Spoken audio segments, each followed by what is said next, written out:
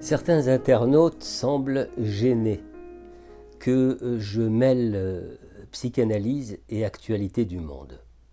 Alors, je veux voir dans leur réaction, parfois vive, la croyance rassurante que le voyage analytique serait soigneusement borné par des frontières imperméables, mettant l'analysant à l'abri du dévoilement de choses du fond d'eux-mêmes, de choses qui sentent la vase et qu'il leur faut pourtant affronter. C'est comme ça.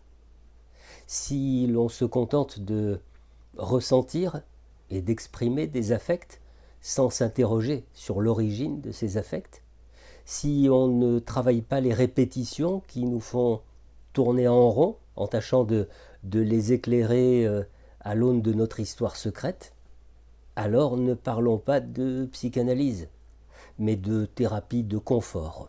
Voilà, de thérapie qui surtout ne dérange rien, ni de l'ordre de soi, ni de l'ordre du monde. Faut-il encore de nombreux exemples du fait que si la parole est réellement libre sur le divan, alors le patient peut aborder absolument n'importe quel sujet, y compris bien entendu, comme je le souligne depuis quelques jours, des sujets d'actualité. Voilà un patient qui me dit je crois que vous avez fait du latin, n'est-ce pas? Vous en avez parlé un jour dans l'une de vos vidéos. Je lui demande quelle est précisément sa question.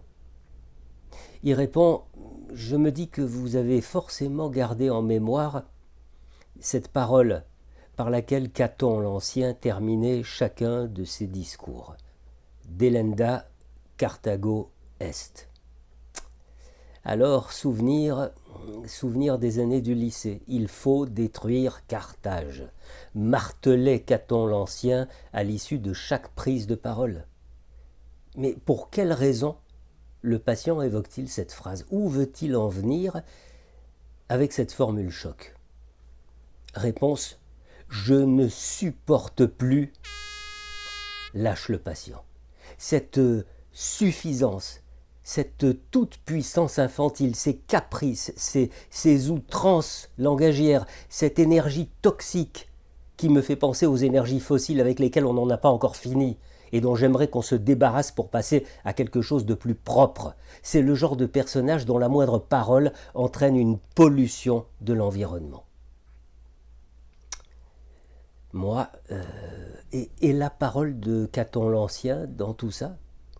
Ah, répond le patient, c'était pour introduire poliment et sans trop de colère ce que je ressens, mais je me rends compte que c'est absurde. Parce que si je suis sur ce divan, c'est pour laisser s'envoler les mots, quel que soit l'affect qui les porte. Donc voilà, j'ai dit ce qui me tord les tripes.